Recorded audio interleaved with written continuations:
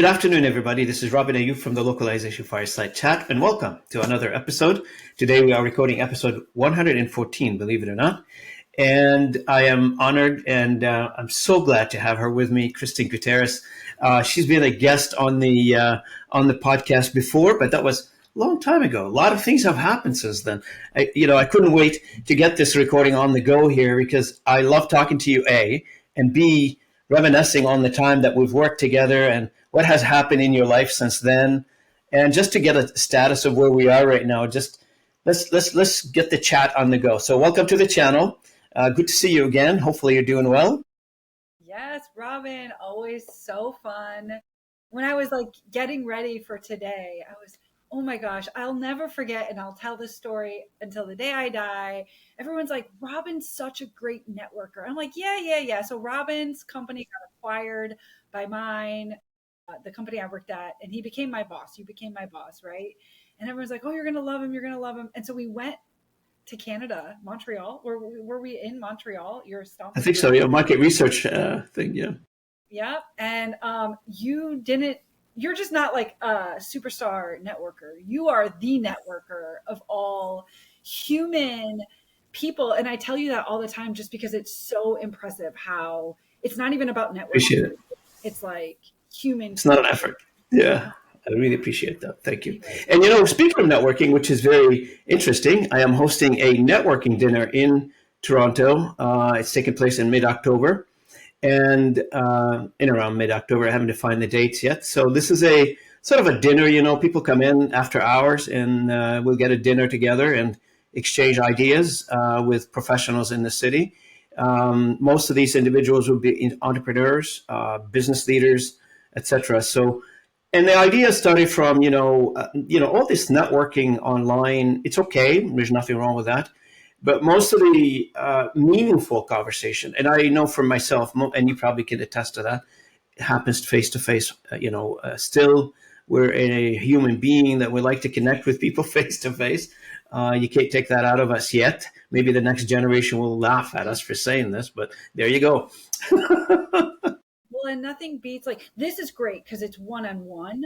So we feel like a little bit more connected than just a phone call. But when you get 3, 4, 5 people in a Zoom room, it is hard to network because somebody has to lead and then everybody needs equal opportunity time to participate so that they feel like they got something out of it. But what happens organically around a dinner table, there isn't none of that yet. That's right.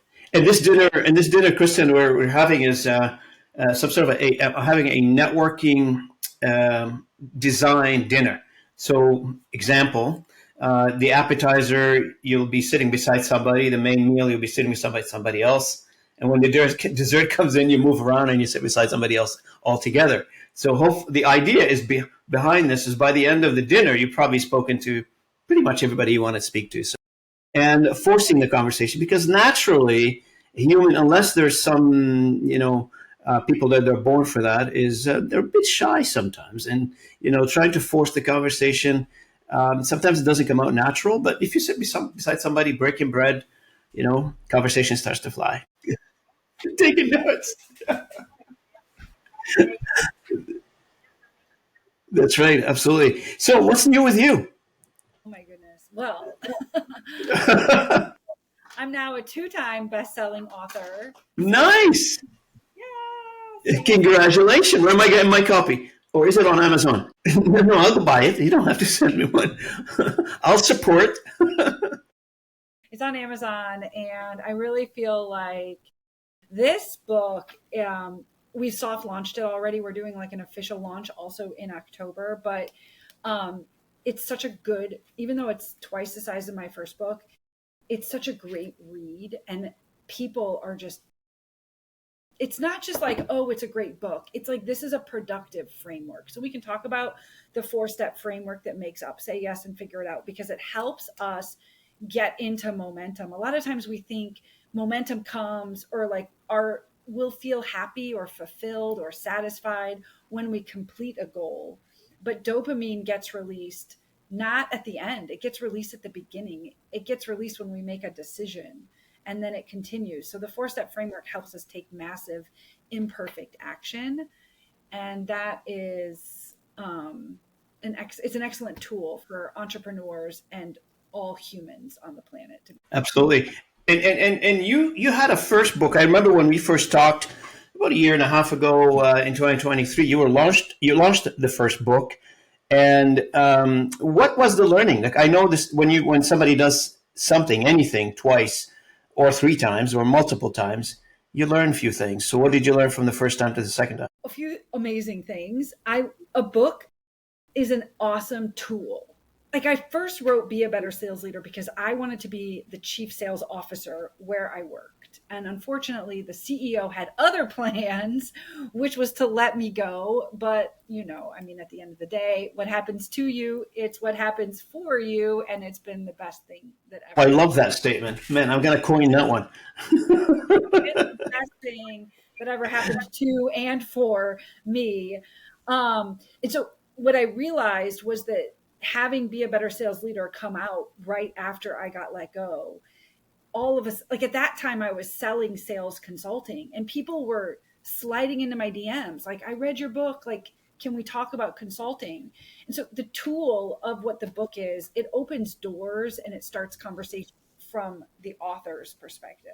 I mean, the byproduct of this as a tool is the goal is to help millions of people around the world, like, overcome imposter syndrome and get unstuck and get out of their own way and learn that, like, failure is part of the process. Mm-hmm. But what I learned was that, like, it doesn't have to be hard. There's like a hashtag now is like hashtag make it easy. Okay.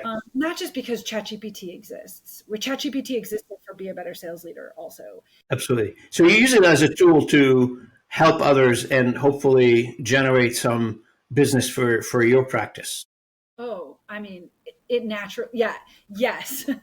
If you market it right, if you talk about it, if you're having other people talk about it in the form of both reviews online, but also like in closed communities, that is where things take off like wildfire. So yes, you talk Absolutely. about other people talking about it. Absolutely. Now, you've been on your own for how long now? 2 years, 3 years? So talk to me about the life before and the life after. The best compliment I ever got, and this is like over a year ago, was like, wow, Kristin, like, people like you who knew me in person, but also because of corporate, they were like, you're showing up online now as the person I know in person. But this wasn't like the facade that I had on LinkedIn or other platforms. And I feel like I always needed to represent my employer. That's right. Now I am my employer. It's quite different, the character that you take on, right? So now I'm fully authentically me. And That's right. The fact that it's been recognized by lots of other people, that's very fulfilling. But that's the other thing is, just like any career trajectory, right? You're going to take a job and then take a different job to take a different job. You're going to go up and down. Obviously is the life also of an entrepreneur. Like, I've had some very challenging days, but I assume. more. And it's not necessarily, to one industry. You're not stuck to one industry. You're horizontal. You can go any industry per se. You're not necessarily what you've learned in one industry could be applied to any other industry. Am I correct? Correct. Yeah, but so could, a lot of us have that, right? Because even as a VP of sales, or are you still in the industry? I should have looked. You're still working all the things. Well, I haven't given you my update yet, but go on. I'll give you my update in a second. I was like, Robin, what's up? And he's like, we're waiting for the recording. So, okay, here we are. But any good, all of us should recognize that no matter what industry we're in, our skills are transferable. Correct. That's how moms who left the workforce to stay home, they can come back into the workforce, presumably without much lost time because of the skill set they picked up being at home, right? And all of that. So yes, I am omnipresent. Omnipresent, omnipresence. I love that one. Verse. You know what? You bring a very valid point, because when I joined the language industry 22, 23 years ago, I had no idea it existed. It's not an industry I thought I'll end up in. come from a tech, as you know, I come from a tech background. And recently I started writing my own codes and stuff, so writing my own programs. So it's pretty interesting. I just dabble around with things just to see if I still have the skills that I once thought I had. And it turns out, yes, it's like learning. You learn to ride a bike in your younger age, and you sort of don't for a while, and then you come back and say, "Oh, I'm going to go back ride the bike again." So that's how it feels to me. So I wrote a few programs. I'm in the process of commercializing, hopefully one software. I'm not sure if that's going to work out. We'll see how that goes. But there are a few things that when you mentioned like there are transferable skills, you indeed a very valid point, very correct in terms of saying that, because we're not. I hear a lot of people focus on product knowledge, which to me it sounds like, oh, you have to be born. Like if somebody's hiring for a VP sales, for instance, example, and they would like them to be in industry A versus industry B, and they almost want them to be born and raised in that industry, which to me sounds like a moronic way of saying, whoever you're hiring, they must be not able to learn a new product and services. I remember back in the days when we have a new product and service, I used to read the data sheet on my way to do a presentation for the customer. Like, how hard is it? Right. Well, here's the thing. You know the book Think and Grow Rich by Napoleon Hill, right? Yep. So when he wrote the book in the 30s, he started studying the wealthiest people on the planet, like Andrew Carnegie at the time and others, because he wanted to know, do the wealthiest people have like similar characteristics? He found out they do. They have like 17 characteristics that are all the same. But this is the thing. None of them were born with the characteristics. They all learned as they, you know, became wealthy. So like they learned how to have specialized skill. They learned how to be in networking communities with other like-minded people to help elevate. Mm-hmm. They Mm-hmm. learned these things, and that's the point, is we shouldn't be hiring per se. I mean, depending on the role, but like, should I That's become right. a coder? No, I have no knowledge of No, that. Right. you don't need to. No need for that. And which brings me to an update on my side, which I was waiting for the breaking news, I guess. Uh, I am no longer with Linebridge effective August 31st. So that's 2 days ago. And, and my first day on my new job is recording podcasts with Kristin. So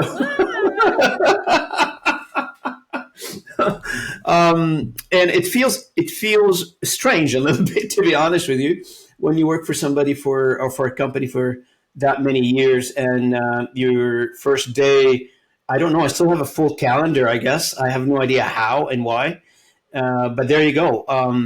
And now I am charting a new territory. That's why I was asking about.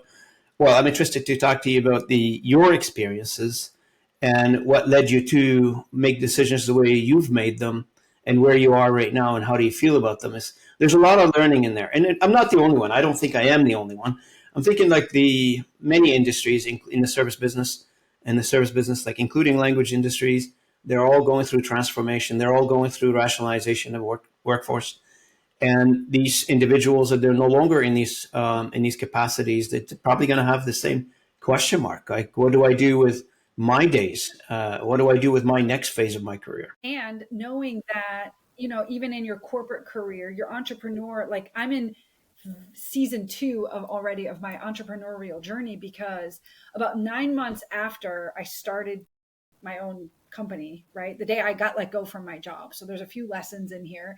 But the day I got let go from my job, I launched my business. I won my first client at 2 p.m. that day. And that became the premise of Say Yes and Figure It Out, because I just never stopped moving. And as humans, we seek comfort. And a lot of times it's taking a nap on the couch, or binge watching our favorite show, or in my case, eating a box of Oreos. Like that's just what I like to do. Okay. But Is it good? I subconsciously chose to seek comfort in action. I didn't realize what I was doing at the time, but I went through my 4-step framework hundreds of times a day for the whole first week I got let go. And that is how I snowballed momentum. But then 9 months into being my own boss, a client was like, I gotta hire you. And I was already consulting. So I was like, yeah, this sounds like a great fit. I was going through a financial crisis, a divorce, all types of crazy things. So I thought, okay, maybe my ego is in my way and I should take this job. Well, luckily, it was 4 months of employment with this company and it didn't work out. And that was the day I drew the line in the sand and said a few things. No one else's opinions pay my bills. And this is it for me. Like I will make this entrepreneur thing work because when I worked for them, it was a great job. I loved the team. I just felt like I had given it all away. Like, oh my gosh, this feeling of fulfillment, which you either have already or those of us working for ourselves, we have when we're stepping into our expertise and monetizing it, especially, but like also truly just helping other people with our Mm-hmm. gift.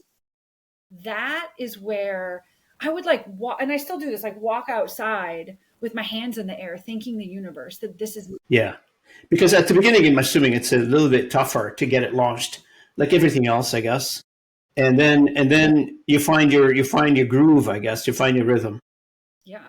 I mean, because I can administratively outwork anybody. I'm used to a full calendar. I think there's a screenshot in this book, or I talk about it on my master classes, where in October of 2023, which is about 8 months after, right before this job, I was in back to back to back to back meetings, either implementing what I had sold or, like a good salesperson, prospecting for more business. Others, yeah, Yeah, and that just isn't a way that I was like, why am I burning out? Why do I love what I'm doing but burning out? Like, how am I supposed to make millions respectfully if I'm the one having to do all this work? And so I thought, well, maybe it's outsourcing sales, and that wasn't it for me. It was learning to sell a system, not myself. And then it was a learning how to charge higher prices for what I'm worth. So now, yeah, Rob, I have a $250,000 VIP day, which is like wild. But unless I was in community, like Napoleon Hill says, with my mentors and other like-minded entrepreneurs who are also moving at the speed of light, making 20 million, $50 million a year, yeah. I, I wouldn't know You're what I hanging was. out with the right people. Yeah, you have to, Yeah, yeah. You're hanging out with the right people. right? Your circles change and they evolve. You mentioned something very interesting. When an individual, you and I have been through this, work for a corporation for many years, you're sort of hiding under a corporate rock, I call it. And it's very interesting you mentioned that because in a lot of ways, there are aspects of your capabilities and your skills are pretty much kept untouched. It's like you sort of like you know where the gold mine is, but you're not allowed to go there. It's restricted area for some reason. For some reason, and then when you're off that, you're off the reservation, as they say, and you're going doing your own thing. Then you are free to explore that. You're free to activate it, if you will. And I think that's what you did. It is. And it's also understanding through that process that it's a journey, like anything. It sounds so obvious once we say it, and that iteration is the name of the game. Like, ironically, I tried to launch Be a Better Sales Leader over a year. Or I keep saying that. This is Say Yes and Figure It Out. I tried to launch Say Yes and Figure It Out over a year ago. And it's all good. I just didn't launch it the right way. I was selling it as imposter syndrome. People don't want to admit that they have imposter syndrome, although all of us do. I'll be like, I have imposter syndrome every second of every day, fake it till you make it. But but when I learned how to repackage it 6 months after that, that's when I was able to come out with a book. So iterating how we show up, trying to unlock the skill set that we always knew we had in us, and like winning a client. And then what do I like about that? What do I not like about that? How do I personally invest in more mentorship, how do I put myself in closer proximity to other people who are where I want to be? That Mm-hmm. is how everything has happened now in my world. Like why I sell high ticket offers, why I help entrepreneurs, why I can leverage, when I came out with this like massive offer, it was like, oh, that was like a final unlock for me. Because think about the corporate mega contracts we would win at Lionbridge. Yeah. Multi-million-dollar, 18-month sales cycles, negotiating like thick legal contracts, managing stakeholders at various levels across different departments. These are real skill sets, but I didn't realize at first how to monetize that skill within me and then how to charge the right. No, you do. Well, this is the key, right? So it's to take what you know and productize it, and put a wrapper around it that says, here's how much I'm gonna charge for it. And you mentioned something very interesting at the beginning of your journey as an independent entrepreneur. You mentioned that you gave something away and you felt sorry after that. And I feel like you felt like I could have charged more now that I know what I know now. I've gotten a little bit more money for it. And I feel like, to me personally, I feel like I give a lot away for free. Advice. Sometimes you're doing consulting, but you don't know you're doing consulting. A lot of people, they get you in for a coffee conversation to solve a problem for them. And, I even end up buying the coffee. It's pretty interesting the way you come across, as the way you articulated it, is that, no, hang on a second now, this is worth something and I'm going to have to charge for it. Yes, right. I mean, there's a few schools of thought there, but one is always be upfront. Like if I'm hopping on a call with somebody that I land in their I use the same framework I used in corporate to get big localization buyers to answer my DMs when they weren't answering anybody's cold outreach, right? I use that same framework to talk to other entrepreneurs or land on podcasts or keynotes. And then I'm very upfront. Like, this is my skill set. And then, are you open to receiving an offer? Right? About 10 minutes into the call, if that's where it goes. Otherwise, can we collaborate? Like, there's always something in the conversation, whether in person for coffee or, on a Zoom. But it's like, what's in it for you and what's in it for me? And how can we mutually come together? Like, who do you know? So can I use it for a referral? Can I use it for collaboration? Or can you become my client? Like, what does that look like? And then it's learning the skill set of charging higher prices, because it's a service, but it's a system, right? So it's like, man, if we could teach the localization industry how to, everybody's been saying this forever, increase the rate so that the translators get paid more and the companies make more profitability, like win, because of the value. But nonetheless, you could look at. True. Everybody's got one. Yeah, that's right.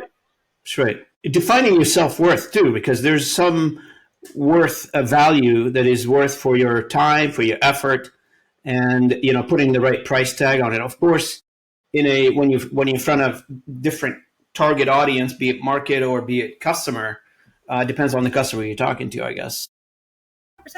That's so fascinating, because like most entrepreneurs are accidental salespeople. That's the thing. I also tried to lead for a long time with sales, but it wasn't selling, because the entrepreneurs called to my voice. They didn't think that they had a sales problem. Nobody does. All good. I teach them other systems. I teach them a system on how to make more money. That's what I teach entrepreneurs now, is how to make more money. And then I give them my sales strategies, right? Because and I know as sales professionals, once we look under the hood, there's a few things. A, everybody has a sales problem. And B, the strategies and tactics that worked in corporate are also transferable as an entrepreneur. 100%. Big time. And you know what? It's like, and I compare it, I'm going to use this analogy as a part of comparison. It's just like buying a fast car. That's when you're working for corporate, and you park it in your driveway and you're only allowed to take it to the end of the street and come back. And in the zone of 50 miles per hour, right? Meanwhile, it idles at 50, right? And when you leave the corporate world, now you can put the pedal to the metal, as they say in the car world.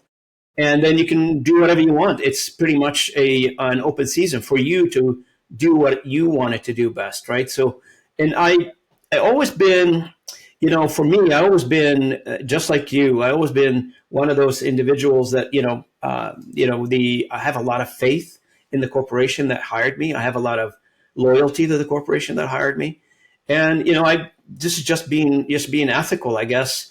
I remember back in the days I was working for a company, telephone company, no longer exists now. It's bought by what they call the Bell Aliant companies now. And I remember it was a subsidy that they sent me on a subsidy to another company that they bought a company and sent me on loan to one of them. Excuse me, everybody, I need a glass of water. And so I ended up in San Francisco, and I worked for them as a database architect for them.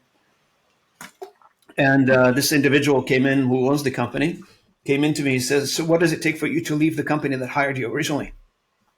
I said, "Look, my loyalty is with them." He said, "Come to my office." So I go to his office, and it's on the 7th floor on, I think the street is called Union Square in San Francisco. I can't remember the name of the street, just downtown. All I know is I go to his office on the 7th floor. The parking lot behind it's all glass windows. And he points out to like a 20 Porsche of different colors parked in his driveway. And he's so proud of those. I said, "Who are these for?" He said, "Those are for my employees. I want you to be one of them." So, and he goes on the board and he writes like how many stocks I could possibly own and all that stuff, right? I'm not naming any names. I can't name any names. I've got the receipts. Don't worry, guys. I'm not making up the story. So, and then he says to me, "Here's the number," and he put a number like it's pretty big number at the time. I mean, I'm talking early 90s. I said, "All looks good, but I gave my word. I gave my word to the other guys. I just can't do that. How do I do that?" And it was so bad for me to break the word, which is my word, a bond. It's like a bigger than a contract in my head than the money that was being put in front of me. And it's now I guess I still have the same mindset, but I want to use that to my advantage now. Yeah, no, and it's good to be. So a lot of times when I'm winning clients, I'll say, okay, the price is X, but you can pay Y now, and you can pay the rest after you get results. And the reason I started to do it that way is, well, that was the last mentor who I bought from did it. And I needed that offer because I couldn't afford the whole package. And B, a lot of people, there's two types of buyers in my world. There's buyers like me who have invested in personal development a lot. Even from my corporate days, I was constantly trying to invest in my own self. And I've spent a lot of money and it didn't always work, right? And then there's people who have never invested in anything. And so what happens over here when people are investing a lot of money, they say they'll get burned by a mentor. "Oh, I didn't get everything you promised." And like they become victims, the buyers. And it's really unfortunate, but I've seen it a lot in the circles I've run in. And delivering in this way, it's like a little bit now and the rest after you get results means if you don't get results, then I'm not going to chase your money. In fact, yes, right. Canceled a couple contracts recently because they were open for over a year. And I'm like, hey, like, can I over deliver and do something else with you? Or should we simply just mutually agree to walk away? Yeah. But that's like the maturity of taking what you're saying, your word should always be your word. And so I know it's crazy to think like that was probably a fork in the road for you. Like, oh my gosh, what would have happened? I think of days like I tried getting jobs at the cruise lines. Like I wanted to move to Florida, and I interviewed at Royal Caribbean. I interviewed at Carnival, and I'm like a young 22-year-old, and they don't want to hire me at all. I have no idea why. I end up selling Yellow Page advertising for Yellow Book. That's what I did out of college. Wow. But at the end of the day, that's what you have, especially as an entrepreneur, right? You have your word. And then you have the brand that you build around that. But there is a way, which also brings us back to the point earlier, like there's always a way to over deliver, and there's always a way, productize it. So sell a system, whether you're selling to corporate or to other entrepreneurs or anything in between. Yeah.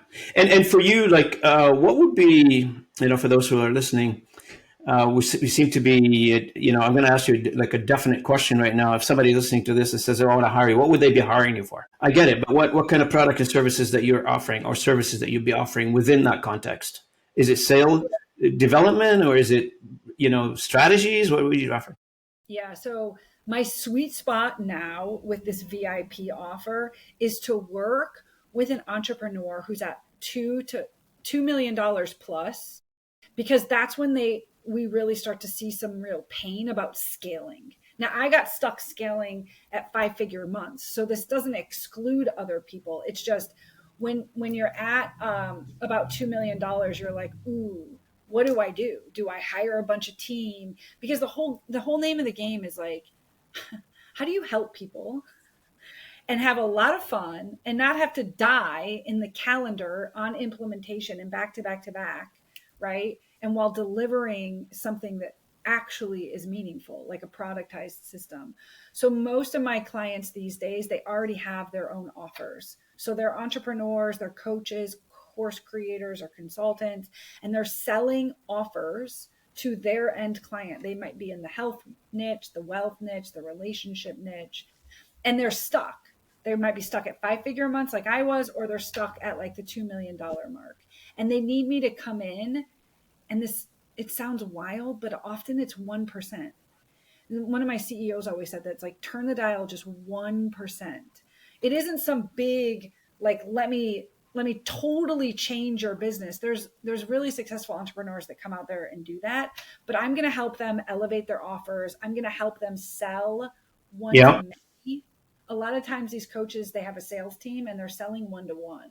They're getting on phone calls or on Zoom calls to close them into their $7,000 course or their $30,000 mastermind. So I take a look behind the hood to see what offers do they have, and are they structured the right way? And then how are they selling? Is it one-to-one? How do they start selling more one-to-many? And then I help them execute that so that when they're done working with me, they have installed a system into their business. Yep, of course. And do you have to believe in the product or services that your eventual customer is selling, or does it matter to you? Like if somebody comes into you and say, hey, we do this, whatever the service or the product is, and you may agree or disagree with it. You may say, well, I don't feel like I want to promote this, or I don't believe that what you're doing has a market or something. Do you get into that, or you don't? Well, it's a fine line. Ethically and morally, I have a line. Okay, but if we're not assuming that, the bigger thing is, are you coachable? Because, oh yeah, you're right. Are you stuck in your own ways, or are you willing to hear feedback that you might not find favorable? But all of my feedback, like if you're called to my voice to have me help you make more money or turn the dial 1% or change your offers or sell one-to-many, then there's something about me or the systems or the things you've seen online that really resonates with you. So then it's a matter of like, I don't want to work with people who aren't coachable and who are just really rigid, because it's way more fun, for example, to have my client Teresa, when I worked with her the first time, Robin, this is going to sound crazy maybe to you, but she did $86,000 in one day. Wow. Amazing. Amazing. So money in all worlds loves speed. Correct. Yeah, for sure. Your money loves speed. Velocity. Right. Your money wants you to work fast enough in these initial days, right, to get momentum. Your client's money paying you, it wants you, your system to work fast. And so that Teresa then hired me back a second time. She just did a $60,000 day, and we're contracted for another event. So it's kind of like, now she has this system. She's using me to co-host and like run these virtual events with her. Now it's kind of like a partnership. It's a friendship. I went to Tucson, Arizona to meet with her. Sometimes these opportunities take off. Of course, they develop a life of their own. Yeah, right. But other times it is solution-based yet transactional. It's like, you hired me for this thing. We installed this system into your business, and now you can run to the races, because I can give them all the strategies to, correct. Have you ever come across, especially when you're talking about the $2 million entrepreneurs and up, have you ever come across entrepreneurs or CEOs who are originally the idea people, but they're not necessarily the selling people or the business people or the CEO material? Very good at creating idea, innovating, etc., but they're not necessarily the the people that they're going to be taking it to the next level. What's your opinion on that? I mean, I want to know your opinion because I think it's so common. It is. Right. Or like Mhm. me, I'm just now hiring a VA. I've tried Yeah. this, I've tried this, I've tried this, I've tried this, and I've gone 2.5 years without any support. And we just had a call right before now. Yeah. With onboarding my VA, and it's like the woman in charge, she was like, "You've done all of this yourself?" I'm like, "Yeah." And I know how much money I'm leaving on the table by not, I know what I'm supposed to connect. I know what I'm supposed to do. I know how I'm supposed to route people through. I sometimes just don't do it.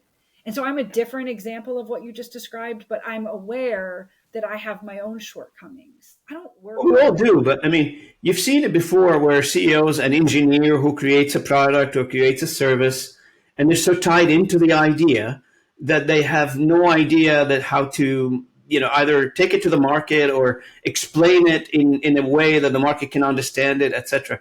And I've seen this over and over and over again. And the other misconception that I always see around is that the idea person thinks business development and sales can happen, just by snap of a finger, because that's the easiest part of the business, really. The idea is the biggest complication in creating a business, but selling it should be easy. I can call my cousin and we'll do that. I've heard these conversations many times, and I laugh at that because if that's the thinking. Maybe they need people like you to get them out of the rat hole they're in. Yes, but are they coachable? So there's Myron Golden, this really well-known coach. He talks about something called the 4 levels of value. And level 1 is implementation. Level 2 is unification. Implementers, they work with their hands to make money. Yep. It's you and me, or it's my VA, respectfully, right? Unifiers are people like you and me who are getting paid typically within a company to manage a group of people, like herding cats, right? And we have our own ideas, and a lot of Yep. times we're infiltrating our team with our ideas, but we're ultimately taking marching orders from somebody else, and then how that goes. And so in both implementation and unification, there's a cap of income, a cap of potential. And even in the unification, it's like $500,000 a year. It's not that bad. It's just a lot of us feel like we're made for more, that we're called to do something bigger. And that's where level 3 and level 4 come in. So level 3 is communication. Speakers, authors, comedians, actors. The cap there is like 100 million. So like somebody say that's okay. Like that's pretty good. It's like learning to use your voice to communicate. Yep. Hence podcasts. So thank you. And podcast, of course, Kristen. And level 4 is imagination. So imagination is why I only work 11 to 2, is because the rest of the day I'm living in my imagination. This is a skill set I had turned off accidentally because society said, "Kristin, stop living in your imagination, get back to reality." And I believed that lie my whole adulthood until literally I heard about 4 levels of value, and I thought, oh my gosh, people like Walt Disney, people like Elon Musk, like love them or hate them, it's just people who are making ideas out of nothing. Thomas Edison, right? Yep. And so it's interesting. Most of us need to start living in our imagination more. I teach my 7-year-old now to live in his imagination so that society doesn't turn it off for him.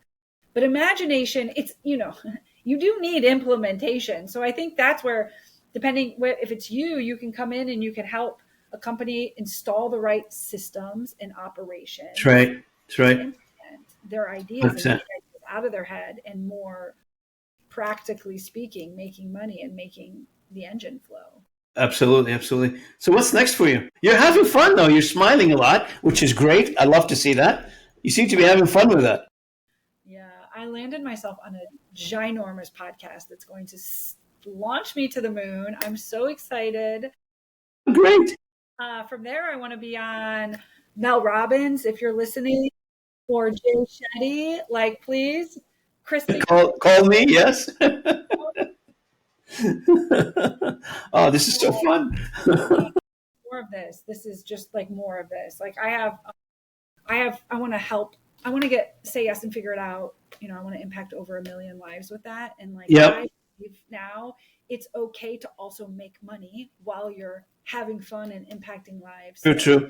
And you mentioned very good word, because most people are shy about saying that. It's okay to say I want to make money. It is not out of the ordinary. It's not like an anti whatever you want to call it, human, to say I want to make more money. It should be okay to say that. It should be part of our conversation. Most people, they think they want to make more money. They keep it here and they don't proclaim it. They don't put it out there. And it's very amazing, because I work with a lot of people and they don't ever talk about this one.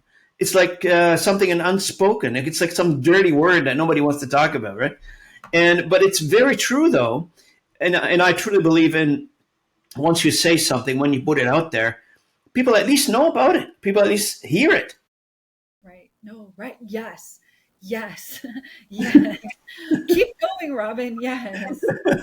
So if you don't say you want to make more money, if you don't say I'm looking for X, like take a small thing. Like I lose my key, I go around the house.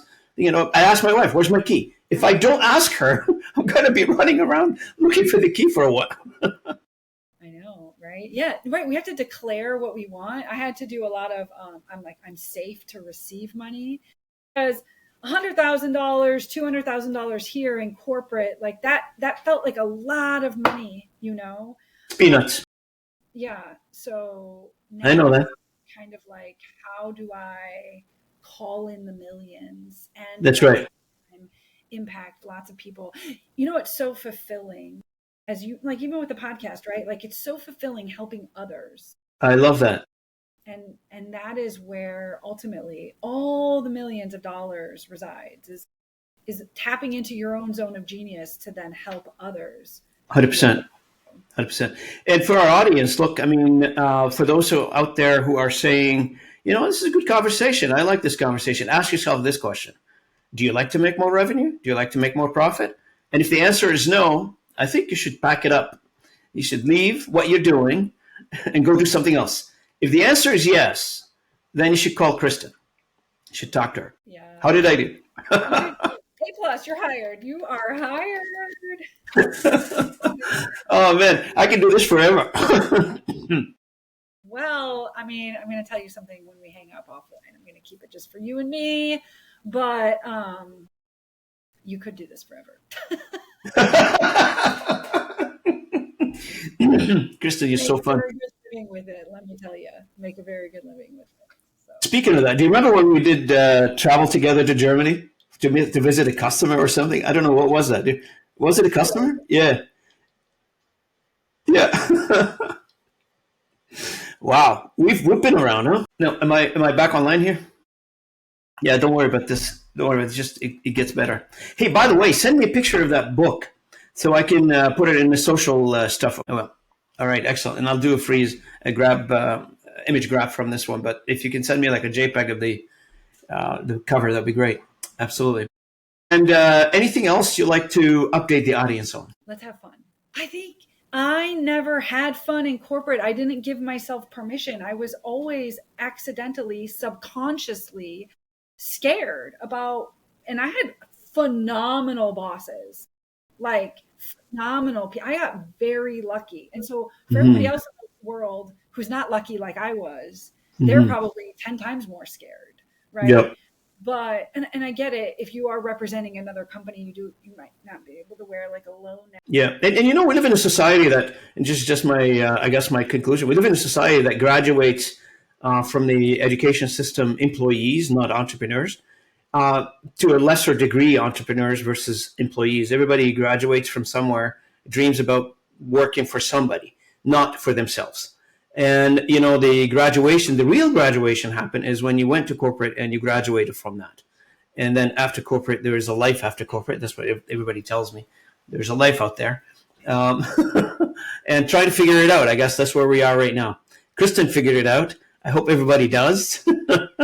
And I hope everybody gets as beautiful of a smile as Kristin's smile. So hopefully one of these days. Thank you so much for having me. I am so honored to be your first guest on your 2.0 version. Absolutely. I'm going to call it season 2 now.